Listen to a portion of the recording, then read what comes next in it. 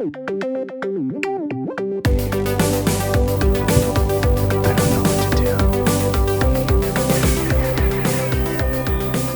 are back in business. I don't know what to do. Actually, that mic's not recording, but that's fine. I don't know what to do with my hands. Hey, everybody, welcome. The Noonchi Podcast is back. We've been, three months of 3 months hiatus? Yes, it's been a while. It's been a long time. Very long while. But we are back because we've decided that we got a lot of shit that we need to get off our chest. Has it been 3 months? Around 3 months. Okay. You know? It's not like we have a lot of fans, so we didn't tell our fans why we took a break or that we were going to take a break. But we apologize for those people that actually, a handful of people said, hey, what the hell's going on with the podcast? Yeah. And so we apologize. I blamed it. I like to throw people under the bus. So I said, Bobby has a kid. He's busy. He's tired. I wasn't that busy. It's just a lot of stuff going on. We actually jumped onto Spoon Radio. Yes. For a couple months. Right. So that transition, we were trying to do it both at the same time. Yes. And it just wasn't working. We were losing to that format. Yeah, because basically it was an hour or an hour and a half of us saying hello for an hour, right? Yeah. And so a lot of user interaction. Yeah. So hey, how's it going? What's Welcome. Up? Yeah, welcome back. For those of you that are on the YouTubes watching, you can see that I'm pouring some makgeolli into the jujanja, which is a kettle. Do you say makgeolli like that on purpose? The makgeolli? Yeah. No, actually, I didn't. That came out naturally. Oh, the really? second one was No, forced. but the first one was shitty too. How did I say it? Makgeolli. I don't say. Well, I mean, to Korean people, I'm more conscious of my accent. Okay. So I'll say it right. Oh, really? Yeah, but I don't know. I think it was probably. Anyway, this is boring. I'm pouring you with one hand because you're a little bitch, and we're back. We are back, ladies and gentlemen. Well, we're having dinner too, so don't mind us. We'll take turns speaking. Bobby and I, for those that don't know, we started 2020. We started with a little old podcast called the Noonchi Podcast, and with the hopes of starting a podcast network. And now, what is today officially? What is January 5th? Yeah. We have around 30 podcasts that we manage. That we manage in our network. We have a podcast network. Yeah. Collab Asia Podcast Network. Right. Shout out to us. Shout out to old men thinking that this is gonna work. And but you know, I feel like the ball is definitely rolling now. I think we are at a tipping point when some good things are gonna happen. So that's what we were focused on toward the later half of the year. Yeah, I mean, we set off early on this year, maybe on March. Yeah. March, April to start a network, and things were a little slow at first. We're still figuring stuff out. We didn't know what a network was, and now we still don't know, but we're closer. Because y'all don't understand. It's like talking to Koreans about starting a podcast. It's like us asking them to join a cult. Like the response is like, what? So, yeah, like they look at us funny, you know, like, or like we're telling them to start join a pyramid scheme where we're like, so wait, we can make money? He's like, yeah, of course you can make money, but you have to start early because if not, then you're gonna be too late. And I'm like, God damn it, we're doing pyramid scheme marketing. You know what I'm saying? You can't make money until you do it for a while and you gain a following. And you have to be diamond status, whatever the pyramid scheme tiers are. Basically, yeah. So, but we're getting there. We have a humble podcast network, but cheers. We're gonna get there soon. Salud. Ooh, that tastes like Cocoa Puffs beer. Yeah, but they ran out of the Changsu makgeolli that we normally get, so Danny opted for the chestnut flavored makgeolli. Chestnuts. Yeah. I like the nut on chest. Anyway, so the other reason why we kind of took a break. I heard you. I'm just not laughing. Yeah. Yeah, you know how I feel every day. But the reason why we also took a break is because, we're just going to shoot the shit anyway. It didn't really matter. Yeah. But we realized that our content is for a very small demographic. Niche audience, Yes, right? Because it's like, they have to kind of know and live in Korea. You know what I mean? So it kind of, for maybe like expats, right, living in Korea, in Seoul specifically. Hey, let's start a podcast where the audience base at max is 10,000 people.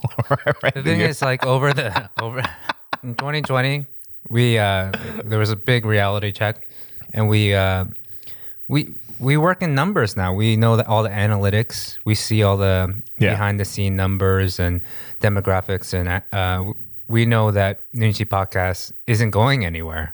On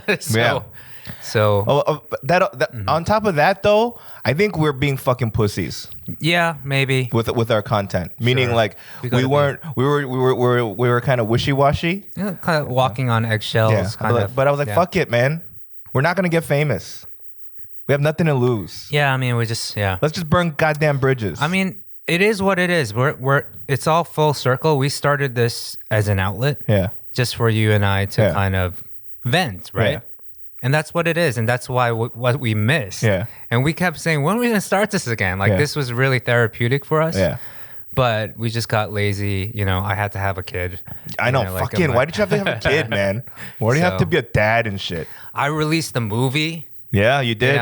In the last parts of the year, in the worst time in the history of film, I released. It's just, isn't it ironic? Don't you think? Yeah, my life. Oh my gosh! It's like rain. I was telling Danny this earlier. It's funny that sometimes I'm funnier than him because I specialize in sadness of all things. Yeah, you do have a master's degree in fucking depressing shit, right? Maybe a PhD. You're almost getting there. Yeah, but I feel like Danny has not been on stage in so long. Yeah, that all these terrible puns are coming out of him, out of his pores and shit. So. I mean, it's that and fucking psoriasis. So, oh god, yeah, it's getting it. But. Okay, so back to your movie. You released a movie, and I know when we were still doing this regularly, we talked about the movie, but the movie finally was released at over 50 theaters across Korea, which is considered a wide release, I guess. Yeah. More other movies, they apparently are in thousands of theaters or hundreds. Right. So, but I'm still thankful. Not a lot of people get the chance that I was given. Yeah. So I'm really thankful to the people that got us into theaters. I'm thankful to the crew and everyone involved making the movie that got it to a place that, was acceptable in the eyes of the people that had that power. So thank you very much. I pray for you all the time, and I wish the best for you, and you all know who you are, and so it would. They don't listen to this shit. Oh, that's true. Who gives a fuck? That's so true. My goodness, you called me out on that. Yeah. They don't listen to that. I might be the only one that you're speaking to that's listening to what the fuck you got to say. Danny's in the movie as well, of course.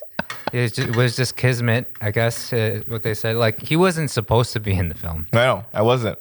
I basically called Danny the night before we were shooting the film, the scene that we needed him in. Yeah. Hey, and we couldn't get a white guy. All right. No, we auditioned a bunch of people, to play my boss, and basically it just needed to be a sleazy boss, right?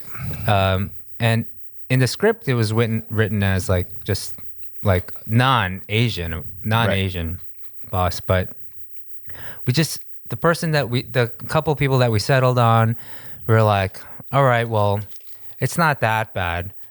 But something came over me. I was like, you know what? Even though it's weird to have an Asian in that role, I was like, I know Danny can totally pull off creepy.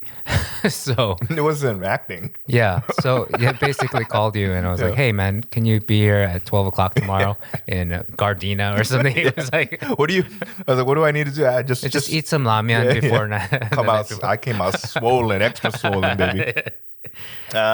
Literally. Right. And you got to vamp and you got to do some improv. We let you just go at it and you were super creepy. I was like, really? He's like, yeah, just go, just do what you gotta do. All right. So I went creepy. We gotta do a reel of the outtakes of just your outtakes. And I think it would do better than the film is doing it. So, but actually, all things considered, I'm really proud of how the movie is doing. I know that we were expecting to do a lot better. Yeah, of course. Under different circumstances. I think given what we've done, we would have done really well. Yeah, so. I mean, it's unfortunate, like timing. It's like Corona, or it's right now it's at level 2.5, and so people are kind of freaking out. The government's freaking out, right? But I mean, as they should be.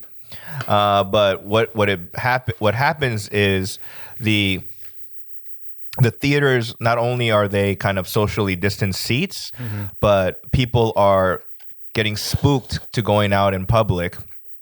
And some of our more well-known famous friends, like the influencers, they can't be like, hey, go watch this movie, because they might get shat on for telling people to go out in public. Yeah, I totally understand this time. So just overall, it's just everything timing went bad. But the thing was, it was a gamble, because if things were going according to plan, when your movie released, it would have been level 1. It would have been no socially distanced seats. Yeah. And it was going to come out in Christmas. And your movie, I believe, is perfect for like soft ass couple you know what I mean? Like couples. Movie. It's a date movie, right? Movie, because I went with another dude.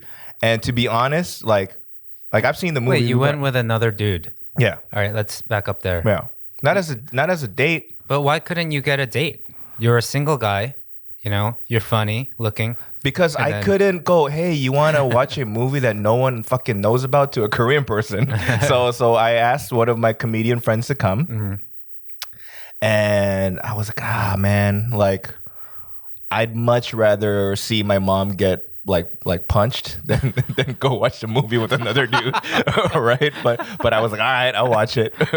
Right? Like I would rather see my mother get jumped by a gang than see the movie with another dude. But I did. And but think about it, it's a perfect opportunity for you to take someone that you're interested in, and then let's say you say, hey, my buddy has a film, and then you did it, but didn't tell them that you were actually in the film. How surprising would have that been? That's a cool opportunity. Actually, the theater, the movie's still playing through the weekend, at least till Friday. So I think you should take advantage of that. I think you should go. I mean, at this point, I can be like, yo, I rented the theater for us. Actually, yeah. I've been in those. I've gone to multiple theaters on my own because I wanna to just experience it. I've never had a film like K-Town Cowboys was in films, and we saw it in the theaters, and we saw that in theaters. That was very cool. But this, I had so much. I was so involved in it that I loved hearing sonic, at least the audio part of it. I love hearing how it actually ended up. Right. And it sounds different in theaters. Yeah. And it sounds different where you sit. Right. So I ended up going to something like 10 showings. It's the first time in a long time I put my feet up on the seat in front of me. But it was, I'm sorry, I actually took a photo. You're not supposed to take photos or pull your camera out. in the first screening that I went to, and I was trying to figure out because I have a traditional camera, and I was trying to figure out the settings. But apparently, I guess they have cameras or something, like on the audience, right? Because someone came over to me. So you can't do that? And I was like, oh, I'm sorry. They're like, are you filming? I was like, no, I'm not filming. I'm just taking photos. Yeah.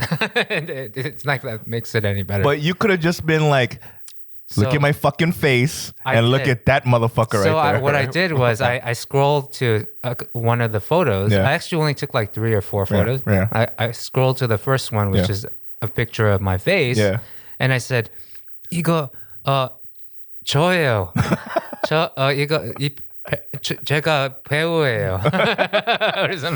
And they were like, they looked at me, looked at the camera in the dark, and they're like, okay, no filming.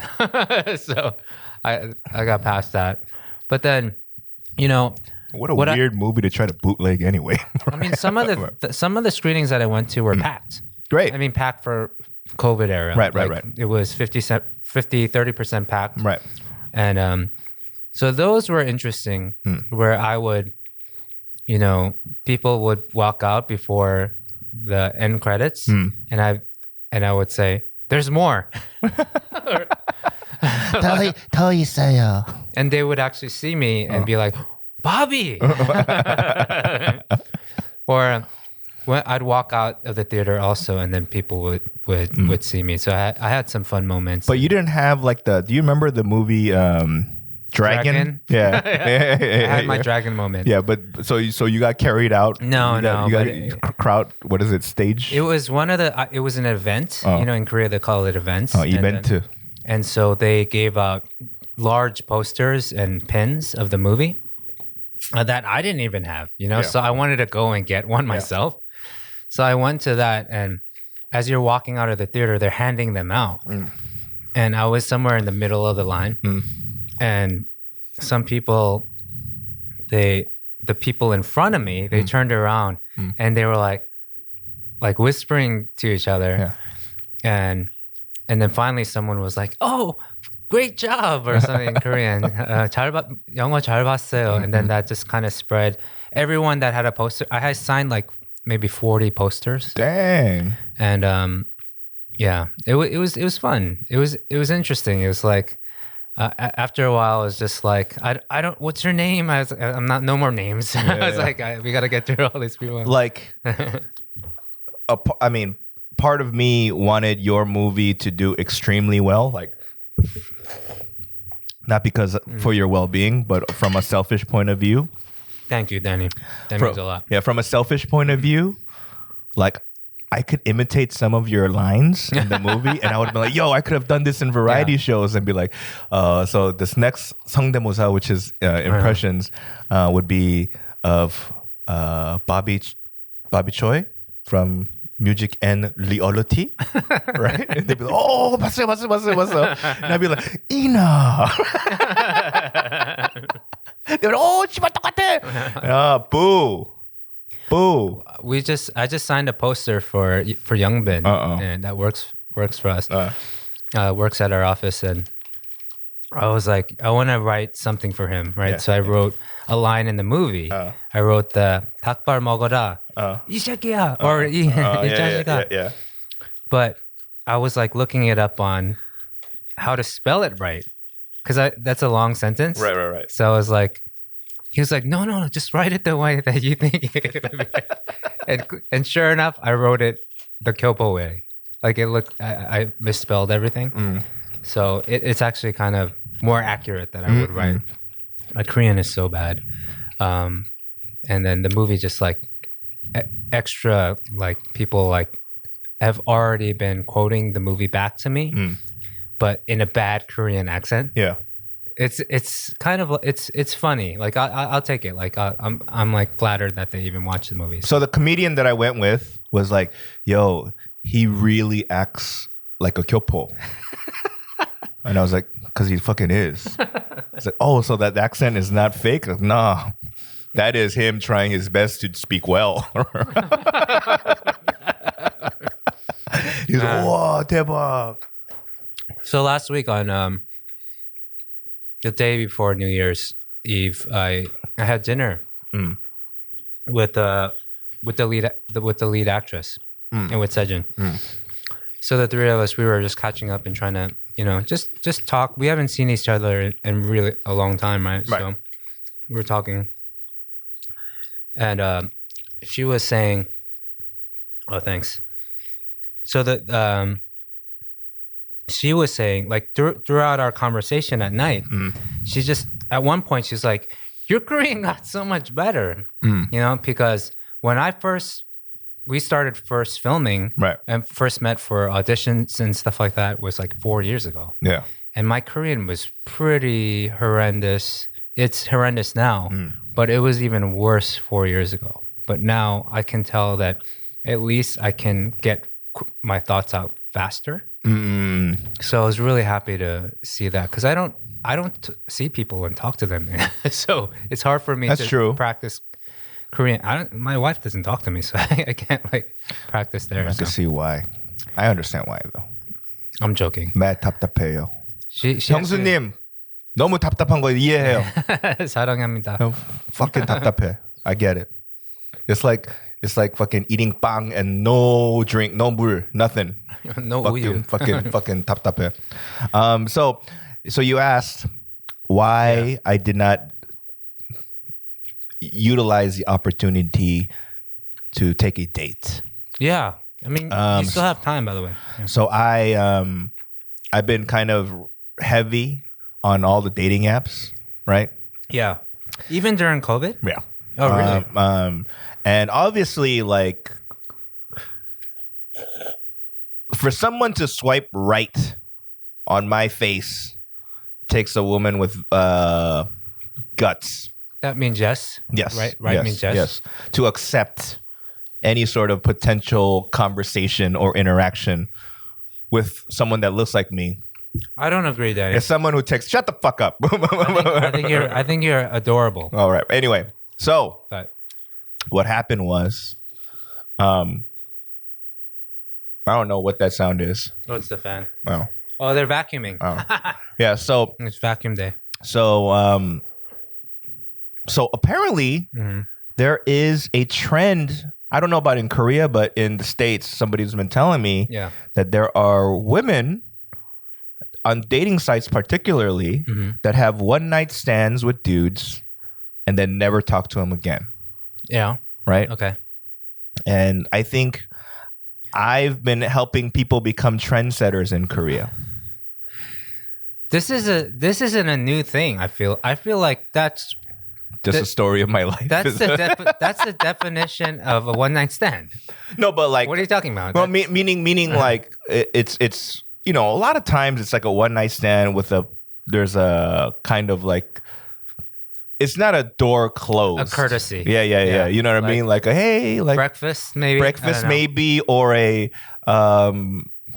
had a great time. Merry Christmas. You know what I mean? Like one of those things, right? Thanks for taking a chance. But I don't know. I kind of get it, but I had one of the most disrespectful one night stand things happen to me recently. All right, tell me.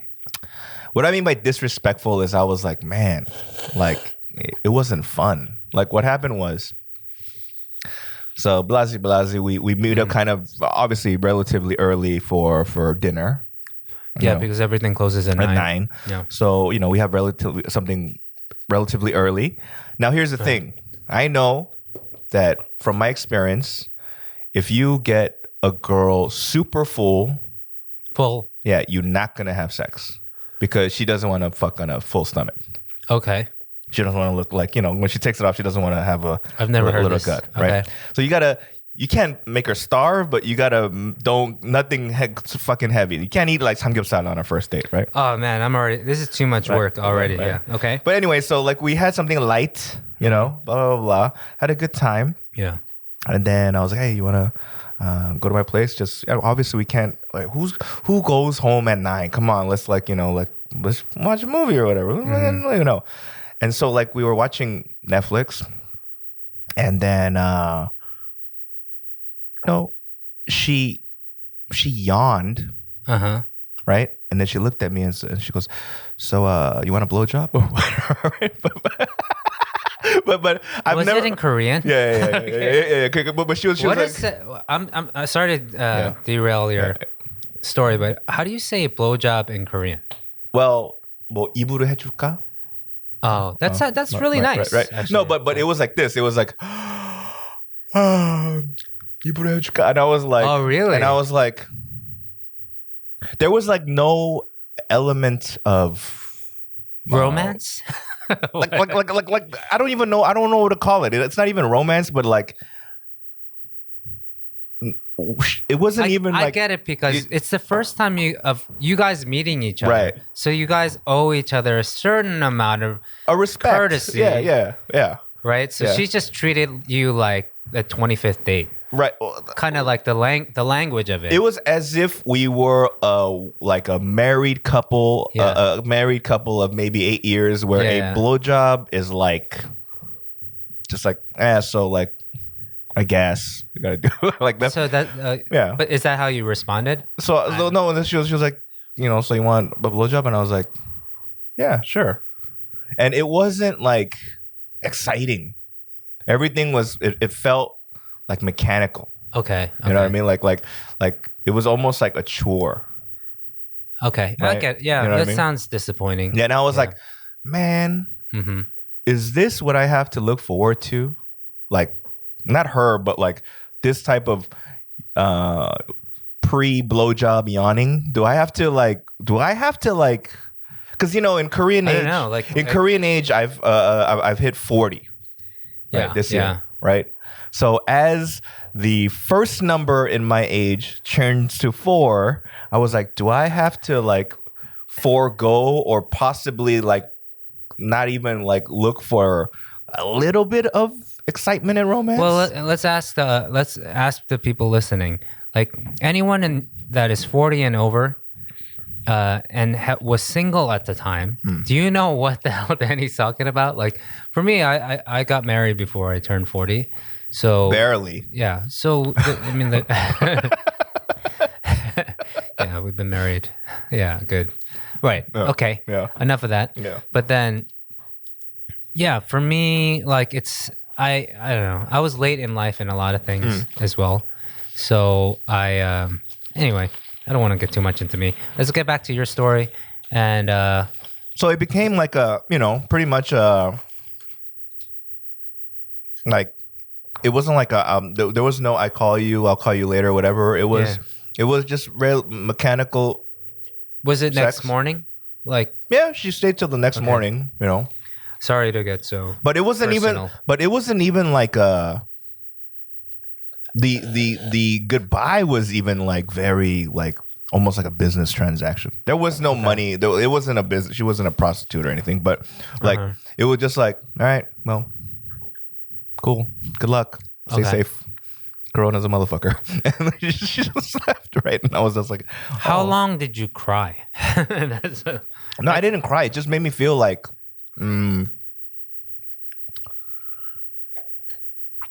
it was almost like masturbating, but without using your hand. It was like just you use something else to masturbate with. It to me, it wasn't even sex. Okay. You understand what I'm saying? Like I don't want to say shame, but actually, I'm saying okay, but I don't know what you're talking so about. Masturbating. So no, what I mean is like when you jack off, like there's just a little bit of shame, or some sort of like man feeling, like regret feeling, Okay. and it was We're going back to that now. Like, but that's what it felt like. Yeah, like it felt like basically her vagina was my right hand. Like that's what it felt like. It was there was no like any sort of like. Yeah, so it was like that time, my first time when I got on my knees and prayed for forgiveness. But I mean, you're a fucking freak. But like for me, it was just more like, because okay, to me, the loss of innocence. I don't know if I've ever said this in a previous podcast, but the loss of innocence for a dude, I think, especially when it comes to sex, is like the first few times you have sex, like the moment your dick goes inside, the moment there's that little feeling, like not that you masturbated, but like it just everything tingles, you know. But okay, go on. But now nothing tingles. It's just like, all right, like you know what I'm about to say, right? What? Welcome to your 40s. So nothing tingles? Is that? I don't know. I just say this: when you turn 40, nothing's the same. I know, like, but yeah. I'm not, sex, whatever, nothing is the same. Yeah. Like you do not. Your body just basically gives you a middle finger. It's like, yeah, I mean, it's been giving me a middle finger for a long time. I'm not taking care of you anymore. Right. Unless you take care of yourself. It basically is that, you know? So yeah, it's like getting gout again. That's I know you'll understand that. Yeah. Like for the first time, it's kind of like depressing to know that, you know, you get a paper cut and it's not going to heal for 3 weeks. Like, oh yeah. That kind of thing, you know? It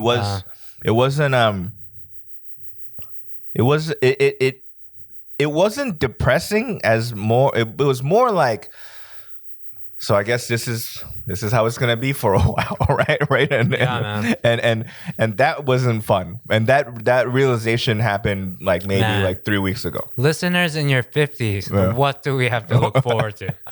Let me know. I was like, let us know. So this is how it's gonna be. All right, Speaking of old and washed up. Yeah. Look at this segue, ladies and gentlemen. Welcome back to the Noonchi Podcast after 3 months hiatus.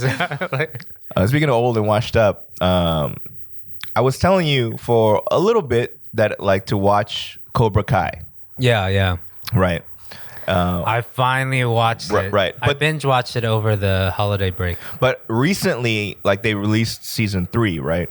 And so I watched up to season 2 before season 3 came out. And then, and I was like, yo, to me, I enjoyed it because it was for nostalgic purposes, right? Here's the thing. I didn't know there was a season 3.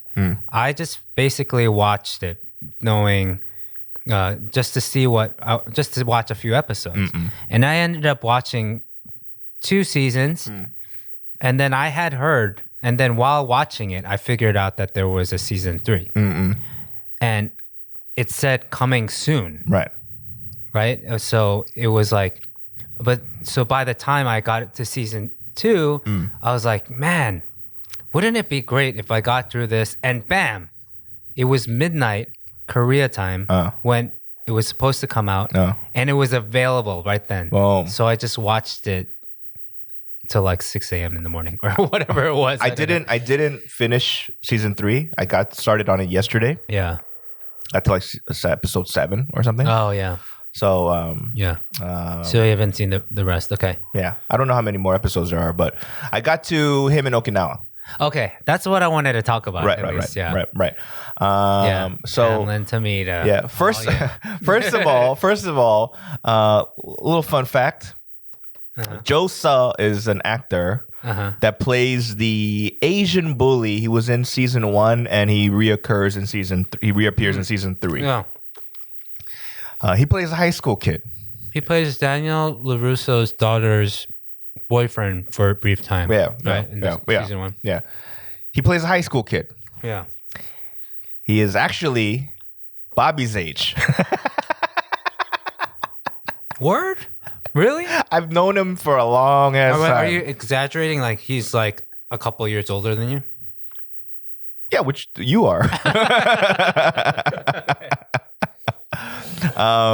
He went to church with my cousin when we were kids. That's how I remembered him. And then I met him back at UCLA, and he was. Oh man, you know that guy? Yeah, that guy. I really liked him actually. Yeah, like I thought he was like. He was in Spawn Night. He played the perfect, exactly what he needed to play. Yeah, I was like, dude. Yeah. I was like, you were a nice guy when I met you, but you know, either you're a great actor or it was all in you. You know what I'm saying? But I was like, I was really happy for him because to me it's a big thing to be in that. Yeah. You know who really else is in there? Yeah. But she has no lines. But I saw her briefly and I wanted to say what's up. Yvonne Liu's in there. Yvonne? Yeah. Oh really? Yeah. Yvonne is. I know. Yeah, Yvonne. Yvonne was in there, and I was like, oh shit, it's Yvonne. Okay. And then, of course, every Asian dude's crush, if you were close to our age, Oh my gosh. was Tamlin Tomita. Tamlin Tomita. Literally my childhood crush. Right. Karate Kid 2 came out in 6? Yeah, so 80, Actually, I don't remember the year, but So you I would've was been like old 15. enough to, the hormones were, yeah. Man, I finally got to meet Tamlin Tomita because of the whole LA circuit Right. of Asian Americans. Right. And she's very involved and proactive, and she's just amazing, Right. And then I don't get to tell the story actually a lot, but, I had my film premiere, festival premiere at the LA Asian Pacific Film Festival. the BC Film Festival. Yes. Yeah. And we were the centerpiece.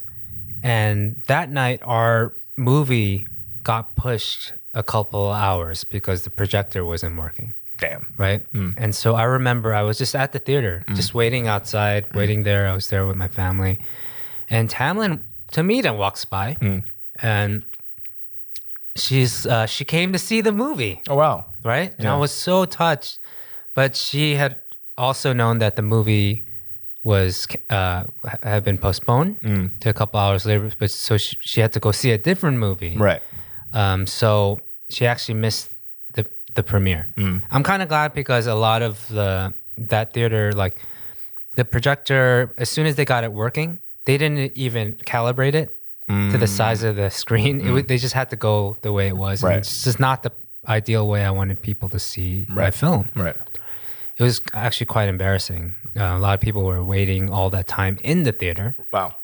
including my mother, her sister, who are like in their 70s and 80s.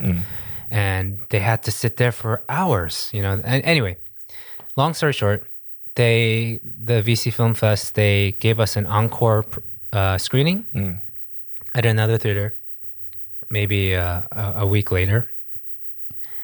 And at that screening, not a lot of people showed up. I was a little bummed out about it, but Daniel Day Kim comes to the screening because he was in LA at the time, and Daniel brings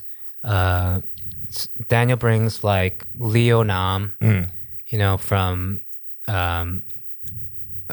I'm sorry, from everything, From West. Tokyo Drift, Yes. from Westworld.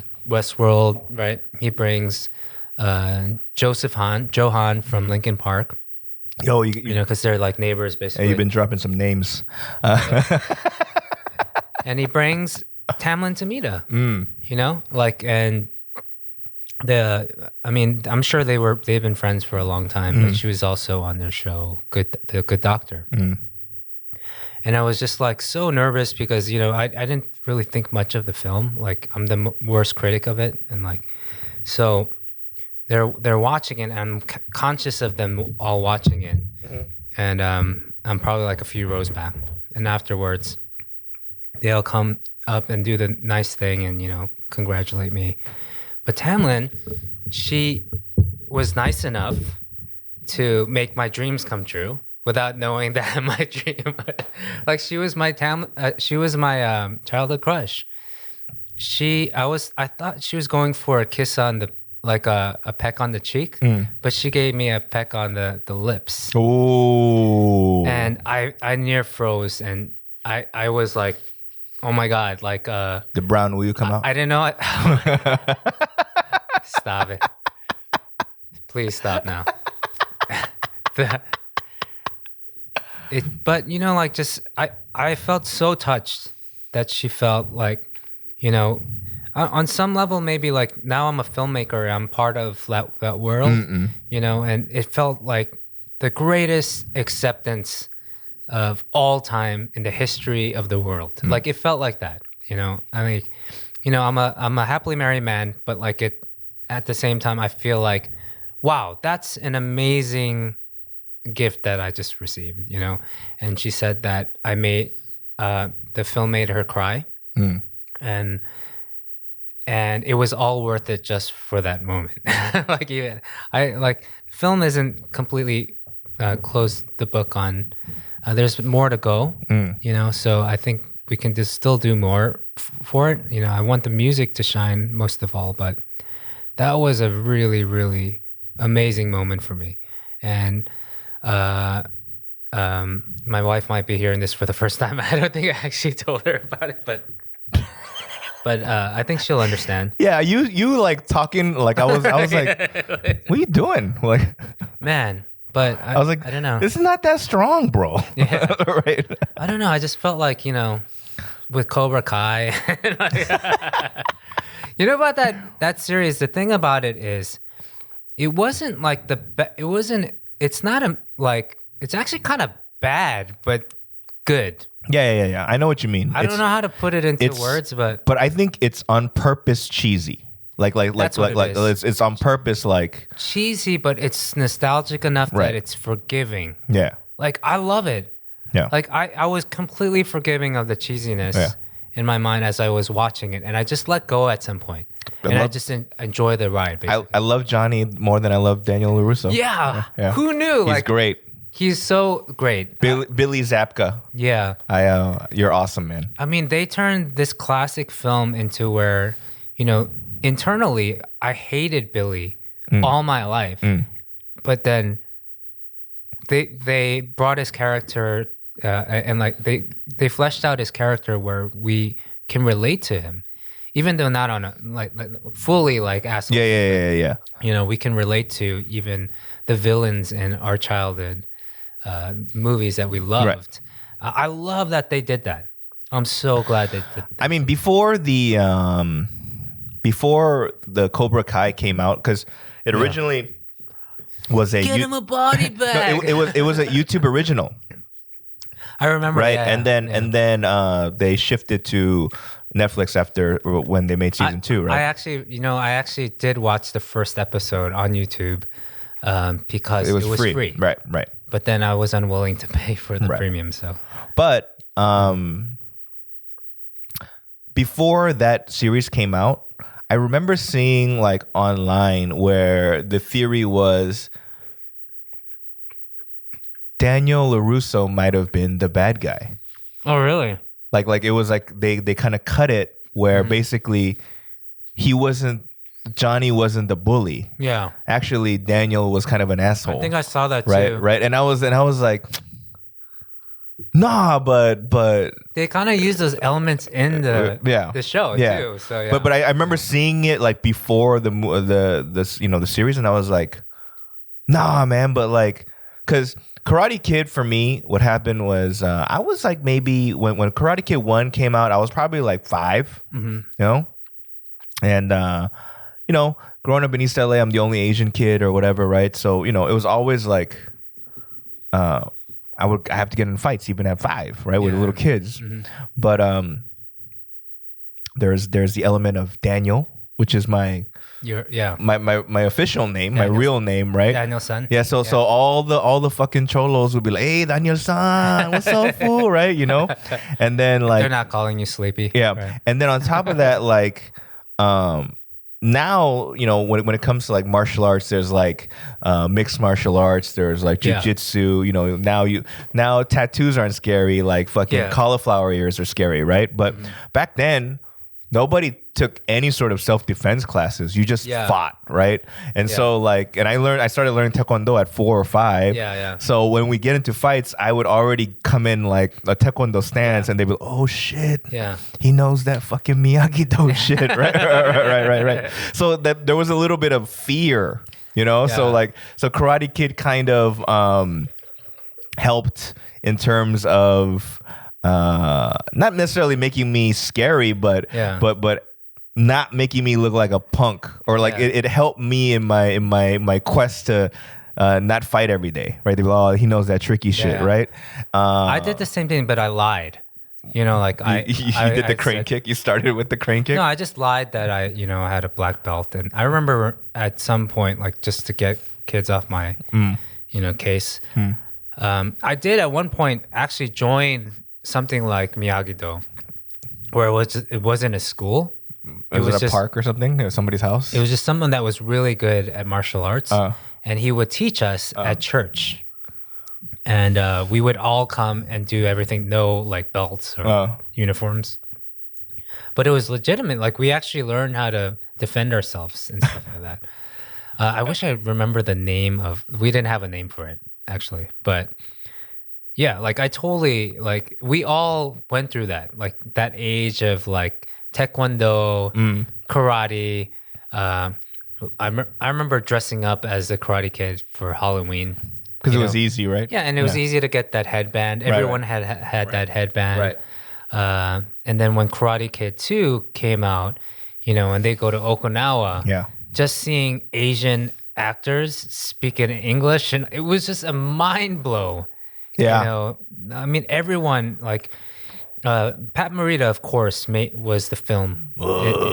He was amazing, like, the first film, I think, personally, I love the best. But Karate Kid 2 meant more to me. Yeah, because does that make sense? Because you found Tamlin Tomita. Yeah, well, I mean, a lot of things like that. Because Karate Kid, the first film was technically a better film, right? I think, and then Karate Kid 2 was just a little bit. It was a little out there, but it was still a great movie. Like in my opinion, like I thought it was great. It was there's probably some inconsistencies in like. Maybe like I don't know if they got Okinawa right or like all that. Daniel-san, this is not tournament. But apparently the writer lived in Okinawa, so I don't know. Maybe something. This is a real life. This is not a tournament. I know. That's pretty good. That's pretty good. But I have a really, really, really love for Karate Kid 2. I remember watching the film at the Japanese American Heritage Museum in Little Tokyo. Yeah. With Tamlin Tomita, with Phil Yu, a bunch of people, and then they had a karaoke at the end where everyone like sang I am the man, Peter Cetera. So but I remember they invited me out to sing in stage with Tamlin, with Jane Louie, with Phil. It was pretty cool. It was another one of those moments where like, wow, I'm singing next to Tamlin Tomita. Unfortunately, Tamlin Tomita was not my like childhood crush. Who was your childhood crush? It was Cindy Crawford. Oh, did you have an Asian one? Yeah. No, the first the first Asian woman that I saw naked that wasn't my mother was on the big screen. Yeah, was Tia Carrera. Where? In Showdown in Little Tokyo. Oh, with Brandon Lee and Dolph Lundgren. You know what? I only seen the TV cut. I've never seen the. Yeah. And then also another person that I had there was a time in my life that the hottest Asian woman in my life. I think I was in high school, and at the time, high school, my internet we were in modem mode, right? Yeah. So I think it was like 14.4K. High school. Yeah. Oh man. Oh yeah, I'm older than you. Yeah. You had a modem. Yeah, so AOL, right? Yeah. But then in East LA, nobody had internet, and so if you wanted, except my house. So if people wanted to use like online when I was in like junior high school, they'd do it at the library. Oh yeah, right? Yeah, I remember that. And so one of my cholo friends like sent me a link to a picture to download. Okay. He said, hey, this Haina's hot, eh? Right. So I download it, and it is a nude photo of Aiko Tanaka. What? Aiko, there's a nude of her. There's a few nudes of her, like of Aiko. Like she does. There's one in Hawaii where she's on a calendar that they still sell. You know. Oh my gosh. But then she said they sent, but this is like an old, long time ago, right? Okay. So they sent me this photo. And there was a point in my life where I was like, oh my God, she is the hottest Asian woman I've ever seen, right? Oh, and then you eventually become friends. And I become friends with her. Yeah. And then I'm like, That's weird. It's weird because like, you know what I'm saying? Like I've jacked off to this picture. Oh man, I didn't need to know that. But this was in high school. I mean, it's real life, right? Like, so have you ever had the conversation that, hey, I actually saw you. You didn't have to, not the jack off part. You're the reason my dick's crooked. No, of course not. But Andy also has the calendar. Oh man. So he asked if she can sign it. Oh, really? Yeah. Okay. I don't think she signed it, but yeah. Okay. Yeah. But yes.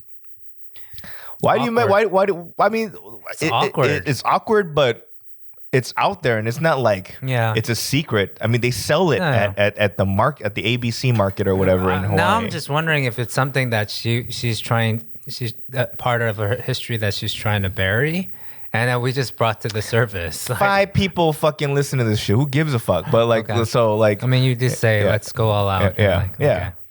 But yeah. And so I was like, oh, shout out Aiko. I love Aiko.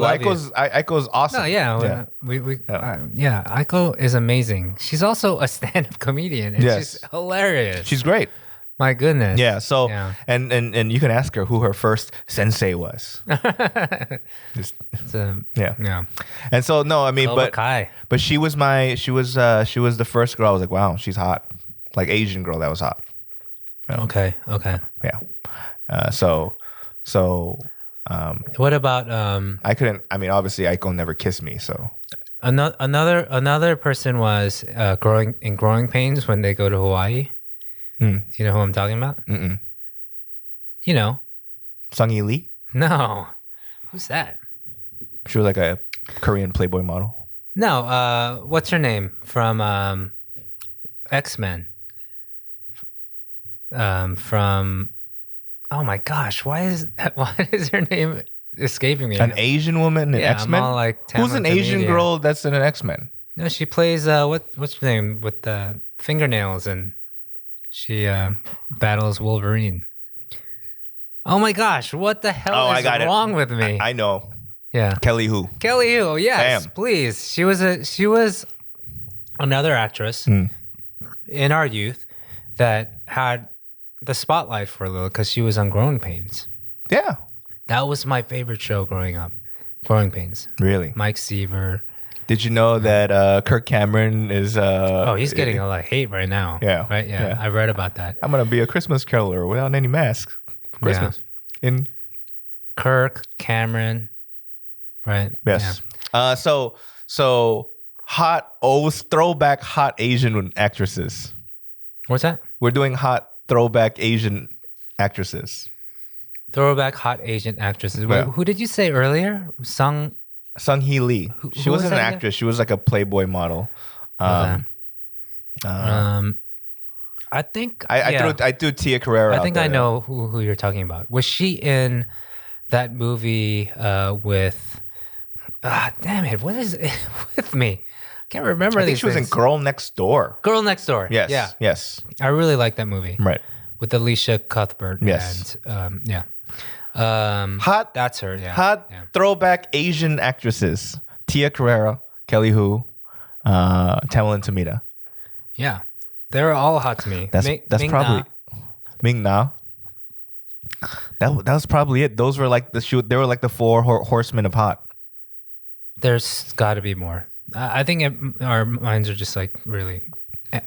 My mind, I can only think of Tamilyn Tomita right now. So it's like, man. But Daniel-san, Auntie Yuki say, if you have a good in the world, good come back to you. So I love. She did so great in Cobra Kai too. But as soon as I finished the series, I went and watched Karate Kid again. 1 or 2 or all of them? They only have 1. Oh, they don't have 2?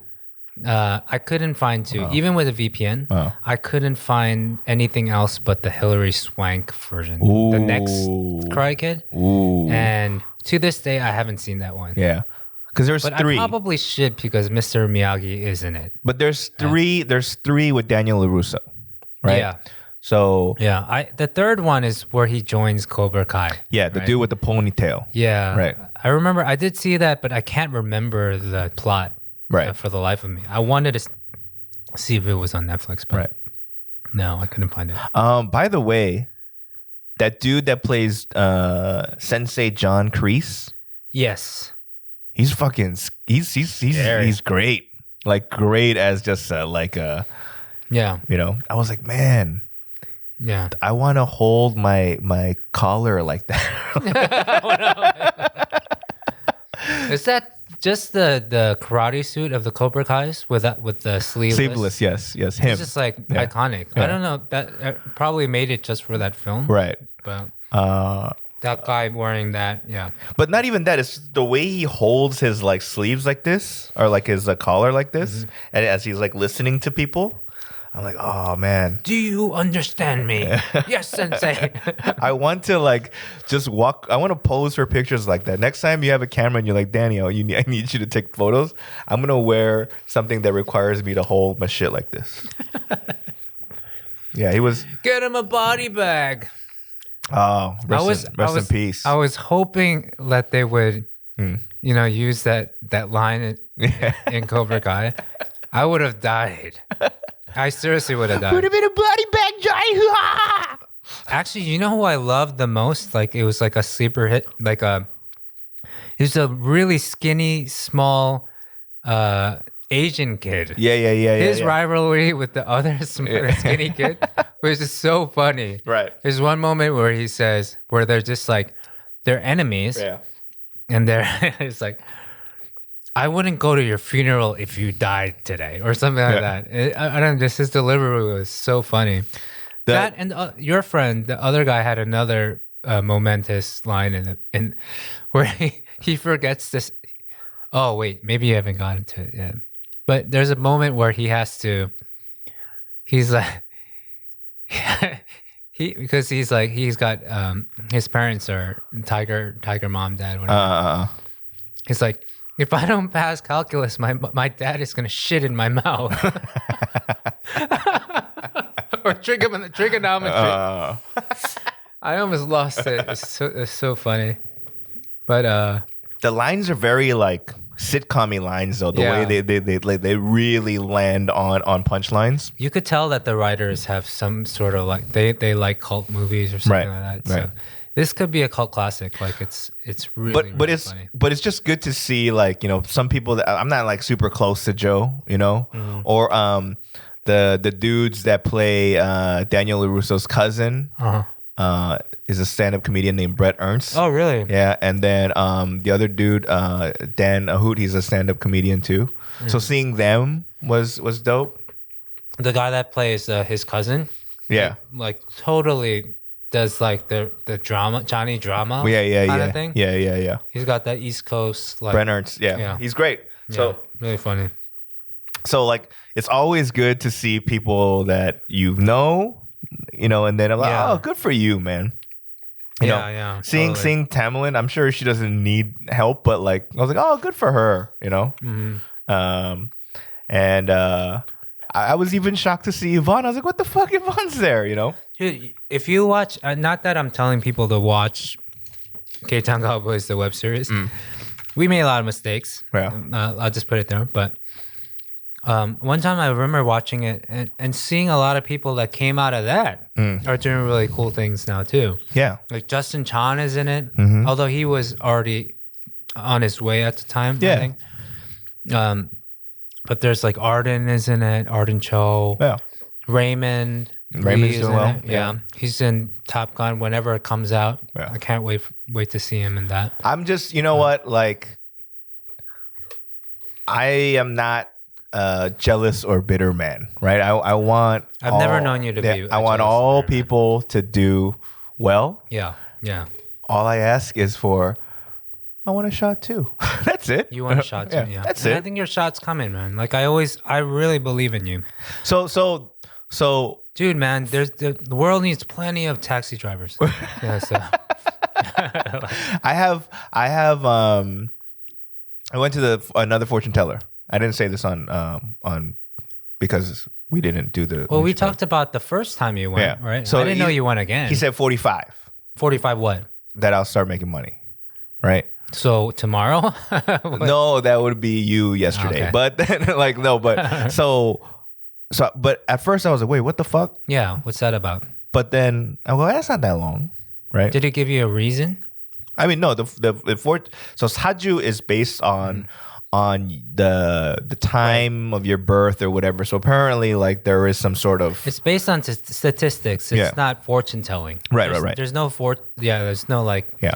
There's no element of fortune telling. Yeah. It's really just based on statistics and what Because has happened to other people in your moon and your, like. Yeah. But then of the like statistics, like or whatever, like it comes out to like you have a lot of fire elements in you, or you have a lot of wood elements, or you have all various shit, right? Yeah. You have a lot of water elements, and so he says that I have a lot of gold elements, but I do have a lot of water, right? So it's drowning out the gold right now. Oh, so okay. he goes for you to nourish or to get rid of the water, either you work with somebody with a lot of wood.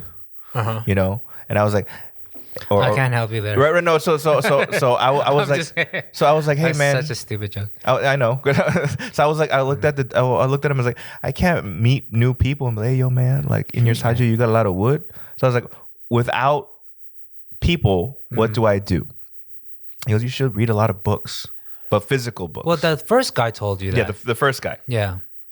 And then regardless, at 45, I'll start making like sizable amounts of money. That's what he's saying. So you're saying I need to stay friends with you for at least another 5 years. Yes. But this new guy, and it's not like I paid money to see these people. Uh-huh. They come to me and be like, hey, you mind if I do your side job? I'm like, yeah, fuck it, whatever, right? Yeah. Oh, okay. Right? Yeah. They have those. Yeah. So those people. he goes, 43, you're going to get famous. Mm-hmm. And I was like, 40, not famous, you're going to get rich. Mm-hmm. But at 43, the year you turn 43, do not make any investments. Oh, really? Yeah. Do not invest in anything. It's like, why? It's like, you're going to lose your ass. Checking the battery. Yeah. So, and he also says, continue to read a lot, and just gut it out, and you'll be fine. So that's funny. Like when I only went one time, and the Saju told me that I'm gonna retire at the age of 50. Right. So in 2 years. So basically, when you're gonna start making money too. Right. So maybe this means that we're aligned. It's possible, given that we're basically 5 years apart. right? And so maybe that means I'm screwed. Like I'm stuck with you, or we're stuck with each other. Or maybe it means that we should part ways on some level. That's why I need you to get fucking famous, so we don't have to work here. You know Well, what I if mean? I'm gonna retire by 50, I Right. gotta start making money now. Exactly. So Right? so not here. Here's You're the- gonna get famous. Here's the shit of it all. Yeah. Right. I've been getting into tiny homes. Like I follow the hashtag tiny homes, and I love those series on like Tiny Home Nation. Like technically, I could retire sooner if a tiny home is in my future. Because it's not like you've never lived in a tiny home yeah, before. it's like like an RV or Right, something. right. So I could technically retire in an RV or the back of a pickup truck. Right. So screw that, Saju, man. Like, give me some clear numbers, man. What am I gonna, But imagine it'd be funny if Saju went so specific, like, you're gonna make like $8.5 million. that would be pretty cool. But like if they were specific, you'd be like, oh shit. I would just start taking loans out from loan sharks and stuff. Like, if I really believed in it, I'm good for it. 8.5. But it's funny. Some guy was like wondering if they can sue us Haju for being wrong, Oh, right? that makes sense. And A lot of people put a lot of money into the answer is no. You can't. Okay. Yeah. Yeah, maybe we're supposed to be Sajus. Just like tell people good news. There's an app actually. If you put in if you put in like your your date, your birthday, and like what time you were born and things like that? Well, the app is. I feel like I wouldn't trust it as much as somebody with their reputation on the line. With they're still in that stand in Hongdae on top of like a little glass doll. But I got my my Saju telling 10 years ago. Now that I think about it, Yeah. and it's easy for him to say, "Hey, you're gonna retire in 15 years," because he could just like close shop after 10 years and like and just tell a bunch of people. 아저씨, what the fuck? I can't find that guy. 아저씨. I mean, that lady actually. Why am I being sexist? It was 아줌마, a 나 lady. 대만 사람이에요. Stupid. Oh man. But yeah, like the whole thing with the Saju thing, like the reason why I never went back was it's not necessarily information you want to hear. Right? Because they're very honest. They don't like hold anything back. It's not just good news. Yeah. So I got things like that year they were like, "Oh, you're going to get someone pregnant in 5 months." It never happened. But at the end I was like, "Hey, this was kind of really like you had some good news, but this might really bring me down." And they're like, first of all, this stuff can change. Right. They're just like markers in life that happen to other people in your situation. So you are the master of your destiny, but based on, like this, and this, like these things can happen. So you could be careful about it. You don't have to get someone pregnant in 5 months. So did you like double bag it or something in those 5 months? Just be like, nah, it's not gonna happen. Or like, you know me, man. Like I was a virgin basically till I got now when you were in Korea. Shut the Oh, well, yeah. Yeah. I mean, up to that point. Yeah, Bobby 2.0 was crazy. No, up to that point, anyway, my wife is listening to this. Yeah. But 형수님, Bobby anyway. 2.0 정말 재밌었어요. So, she also told me Oh. your wife is going to cheat on you.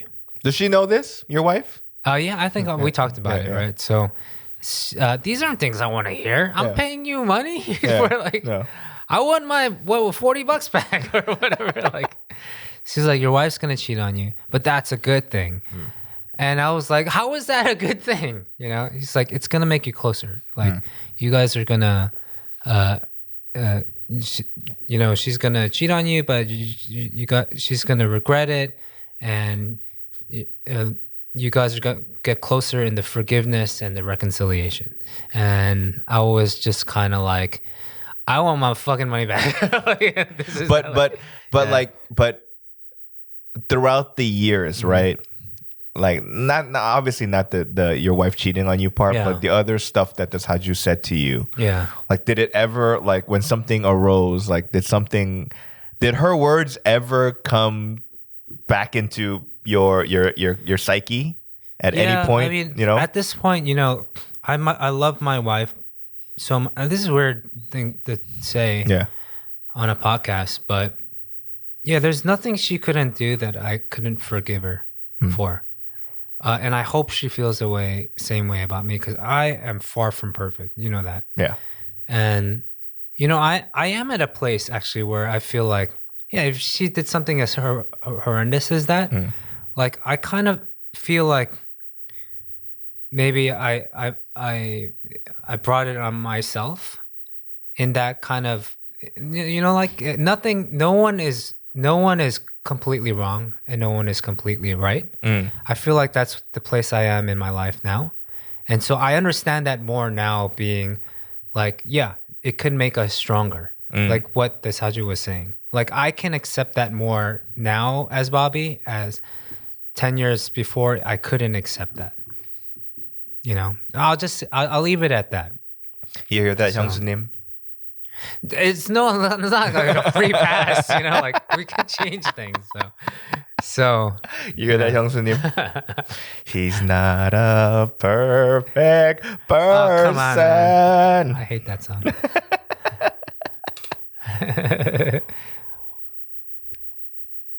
All right, if we're gonna go all out on just what we're talking about, I got a peculiar message today or yesterday.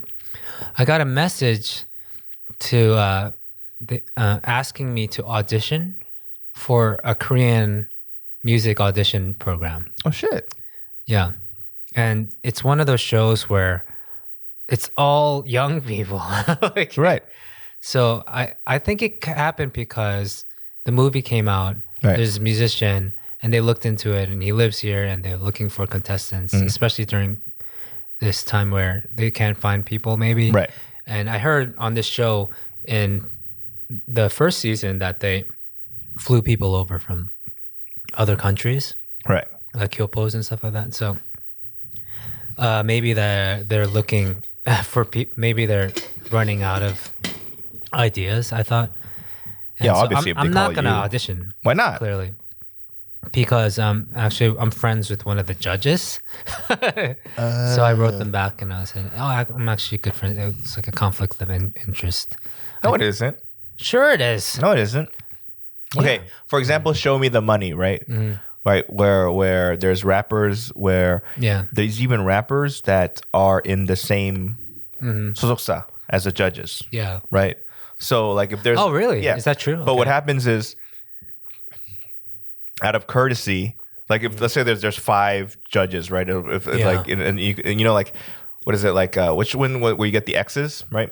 Yeah. Right. So you automatically get an X from The person you know. Oh, that's a good way to do so it. that the Yeah. so you can't get a perfect score because Even if that's the case for me, I'm not gonna compete. Why not? on an audition show? why? Because I'm not that talented. If you watch those shows, these kids, even I don't care about their backstories. I really just care about how much work they put into their talent. Like almost more than pure like God-given talent. Like I care about how hard they work to get Yeah, but there. you have neither. My point is like it's to me. I think they're looking for a story, right? And to me, the story is you're quite old. I mean, Right, what I'm saying right, is like, I don't like those sob stories and stuff. Yeah. I like it based on your talent. But let's be I'm honest. getting all, like, No, but mixed let's up, be but- honest, man. Like the most talented people don't necessarily get all the shots, right? So to me, I think all opportunities, one way or the other, I mean, you could take it or not. Only but, chance I think I would have in any situation like that is I think I have a unique voice. Hey, don't you think? Right. Don't you think you being on the show, like, will help at least a few more album sales?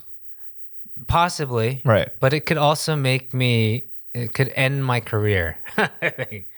Because I don't want to compete against young people for one thing. Right? I don't want to be part of this I get it. narrative that they're going to create for me. Yeah. Like, I just want it to be based on, like, I've had problems with this I actually for a long time. Right. I would say it's not just now. It's why it's why I never, when PK asked me to compete Right. in collaboration, I said, I'd rather not compete. Can I just sing a song? Right. But that's not what it was about. Yeah. And so at the time, like maybe in hindsight, I regret not doing it. Not because I wanted to compete. I didn't want to compete. Right. But I was too idealistic, I think. Yeah. And maybe that's my problem now too. But I think I'm just way past the actual line of reality at this point to be going on to an audition program, which I'm very against. Yeah, of course. I'm not against a collaboration and like an organization like that that's actually trying to help. Right. I am against a lot of what these audition shows in Korea stand for and the way they go about creating these narratives and creating these, these stories and whatnot. I get it. The culture of Korean music programs is very rich and long-standing, and it's entertaining. And I watch them with my family. I get it. I understand it. but at the same time, I don't want to be a part of it, given the opportunity. And now that I have been given the opportunity I've been asked before to do like Superstar K or something. One like of those, that, yeah. And I kind of stood firm on those beliefs then too. So I don't know. I really. What does your management say about it? I don't have management. I'm not signed yet. Oh. So. But what does your potential management say? You never asked them? I didn't even tell them. Yeah. Oh, so you didn't get it through them. You got it direct. I don't even know where that stands, to be honest. So like, I don't want to say anymore because there's more than one offer on the table. Right. So I have to kind of be careful about that. So I probably should change the subject. But same old pussy ass. Thought we were gonna let it all out and shit. I mean, like, I can. I'm kidding. As soon as I sign one of those contracts. I get it. So all right, well, I mean, no, I know I've known you for enough for a long time to know that that's not what you stand for. I just go. I don't think it's all bad. I go. It's not for. I mean, I don't necessarily think you should do it to win it. I just think you should do it to. All right. I'll just known. end it now by saying this: I still want to make it, not having to go through those avenues, so I can be at least an encouragement to somebody that doesn't get through life that way.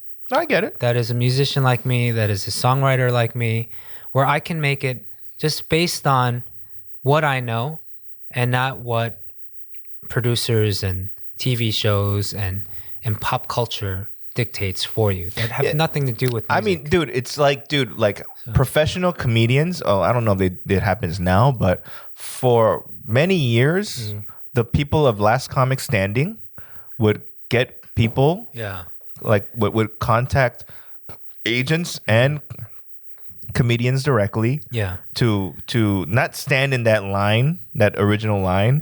You just walk straight into through the door and then try to compete so that you can be like the former winners of Last Comic Standing, and they all currently make six figures and above, right? So it's not, and I've also gone, and I felt the same way. I was like, yo, fuck you, man. Like, I'm not gonna compete. How can you even judge funny like that? You know what I mean? And so I get it, and I was totally against it, but there was always in my ear of people going, it's not even about the winning, man. It's about a TV credit, or like that was the pull, right? Because something like, oh, you've seen him on Last Comic Standing, or you've seen him on the Tonight Show. Like, it was all that kind of, Sure, Because if then I'm just gonna be that same dude that's gonna be at the Laugh Factory or the whatever, and just hopes that we get some sort of Hollywood person. Oh shit. Oh, okay. One of us died. Okay. Yeah. I'll just switch out the battery. You can finish your. Yeah, to me, it's like having like a like somebody go, hey, like a Hollywood, the old school Hollywood executive was at the Laugh Factory or the Comedy Store and saw me perform and gives me a gig. Nah, man, that's not gonna happen. It don't happen that way anymore. So I was just kind of more like, all right, I'm just hell-bent on being idealistic, and it's fucking tiresome. It's exhausting to be idealistic. You ran out of space. Yeah. I get it. Yeah. We're probably nearing the end of this anyway. We don't have much battery left on that. But we actually went a long time. We've been talking for like over an hour, 15 minutes. Shit. So this was actually a nice comeback. I thought for me, it was like, I thought we were gonna suck even more.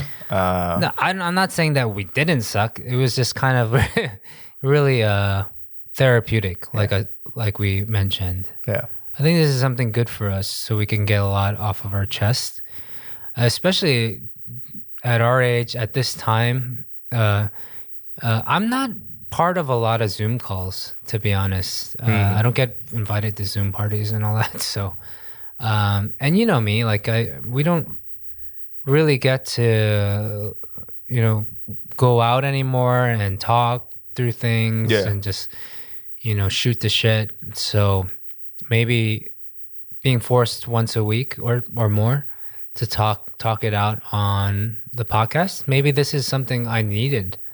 Yeah. It feels good. Yeah, I was like, hey, man, hurry up and fucking have enough energy so we can do this. Yeah. So hopefully we didn't mess anything up. It's been a while since we produced our own show and not somebody else's. Yeah, it's going to suck. But we're only going to get better, right? Ultimately, man, like every time we've ever started a podcast, the first few shows were slow. We were, you thankfully paid attention a little bit more than normal, which I appreciate. Yeah. Because usually you don't, and it fucking annoyed me. At Spoon, I was like, yo. Remember one time at Spoon? Yeah. Like the last day, I was like, this is why we're getting fucking cut. Because none of you are fucking paying attention. I said it on live radio. Yeah. And you're like, what are you talking about? I was like, nah. But you know me. I was like, this isn't funny. This is fucking annoying to all of y'all. Right? It was hard. Yeah. It was hard. Yeah. But you know me, I can't multitask. Yeah. And that thing was a clusterfuck of multitasking. Yeah. It was the worst. Yeah. I was like, this is bullshit. I got pissed the last few days because we have to read. Why are we doing this? We have to read guys? comments. Yeah. We have to respond to them. Right. We have to keep them in order. We have to remember what they requested. We like all this stuff. Like a part of me wanted to say no, we don't, because we were gonna get fired anyway. But it was called the Noonchi Podcast for a reason. Right. We wanted to keep the podcast going. Right. No, what I mean is that we didn't have to read it, especially the last few weeks, because we knew our execution date anyway. Yeah. We had our last what is it, we had our final meal. I guess type of we could have done that, but we did have a handful of followers and subscribers that tuned in to our show. By the way, those motherfuckers, I don't know if it was our fault, but our Tongseng shows, they got today's the last day of what? Call for Spoon. Oh, really? We didn't tell them. They got it the notice the day of. The last day. Oh, really? Today's the last day, right? Of Spoon? Yeah. Of their thing? Yeah. I didn't know they were still doing it. No. They had a month more than us, right? Oh, yeah. But then no one told us like this was going to get renewed or whatever. Oh, it was just the last day done. You guys, this is the last day. The last day, the day of, they got the call like maybe an hour before they got to the studio. That, this is the last day, right? And they were like, okay, guys, like that's effed up. Yeah. You know what? But it's not. So is it our company's fault for not whatever? Yeah, I'm not blaming Spoon or Collab, but somebody effed up. Yeah. Oh, they were not happy with that. Because that ruins. That was like a weekly, 3 times a week. Yeah. You have to plan ahead, especially during COVID time. Yeah. Like if you're not given a heads up that this is your last, that's crazy, man. Yeah. You have no time to calibrate or to readjust or like figure out how you're gonna make that extra money. Yeah. Screw that, man. Whoever effed that up, F you. Yeah. So they were actually they were mad at both parties involved. My goodness. Because they were like, hey man, well, they just the message was, I don't know if you got the message, but today's your last day. That's cold. That was the message they got. I just realized I just said, that's effed up. So much for just being open. I know, it's fucking frustrating, man. I don't know. Sometimes it comes out naturally, but sometimes I hold back. So maybe next week I'll be a little bit more open. I do also have, maybe for all the listeners, what if, obviously we're going to do one episode in English, like per week. Yeah. But what if we did another episode in Korean? We've done that before, though. No, but like possibly with another person sitting here. We've done that before. Okay. Yeah, we did that with Youngju. We did that with Dolly. We did that with, right? I think you're the weakest link in the Korean joint. Yeah. You just kind of like put the handbrake on every conversation. You're like, 그게 뭐지? Fuck. Right? So all right. Okay. Yeah. You know what? A better idea is we keep this podcast in the true format that we started with, right? And if we want to do something in Korean, let's start another one in Korean, like a different podcast in Korean. Yeah. Yeah. All right. All right. All right. Well, cheers. Cheers. Yeah. Hopefully, we plan on continuing to do this on a more regular basis, and we apologize once again for the hiatus. Yes. Thanks, guys. Thanks, guys. Put him in a body bag. Try it.